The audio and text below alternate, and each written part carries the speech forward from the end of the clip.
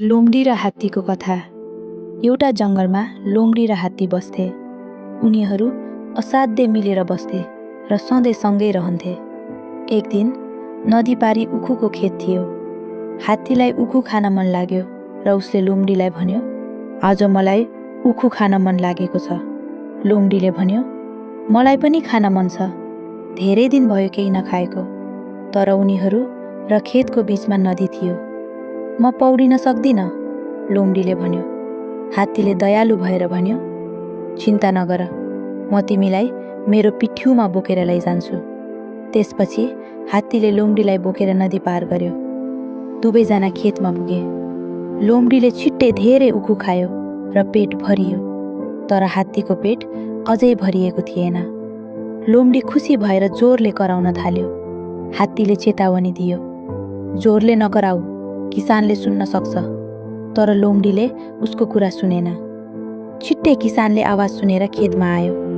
लोमडी छिट्टै भाग्यो। तर हात्ती ठुलो र भारी भएकाले सजिलै भाग्न सकेन। किसानले हात्तीलाई डन्डाले कुट्यो। धेरै कठिनाइपछि हात्ती चेनतेन भागेर नदी किनारमा आयो। त्यहाँ हात्तीले दुखित हुँदै सोध्यो, तिमीले यस्तो किन गर्यौ? लोमडीले जवाफ दियो, मेरो बानी पेट भरिएपछि कराउने हो। हात्ती चुप लाग्यो। पछि उनीहरूलाई फेरि नदी पार गर्नु पर्यो। हात्तीले फेरि लोमडीलाई बोकेर नदी बीचसम्म पुर्यायो।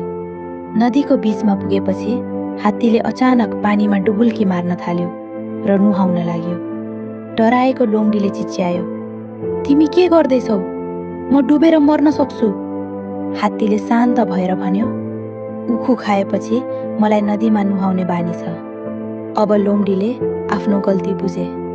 उसले आफ्नो स्वार्थका कारण समस्या भएको महसुस गर्यो र हात्तीलाई माफी माग्यो। हात्तीले उसलाई माफ गर्यो र सुरक्षित रूपमा किनारासम्म पुर्यायो। त्यस दिनदेखि लोमडीले कसैलाई हानि गरेन र दुवैजनाले पहिले झैँ राम्रो मित्रता कायम राखे। कथाको शिक्षा, हामीले आफ्नै फाइदाका लागि अरूलाई हानि गर्नु हुँदैन।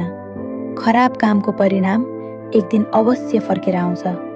सधैँ दयालु, इमान्दार र वफादार बन्नुपर्छ।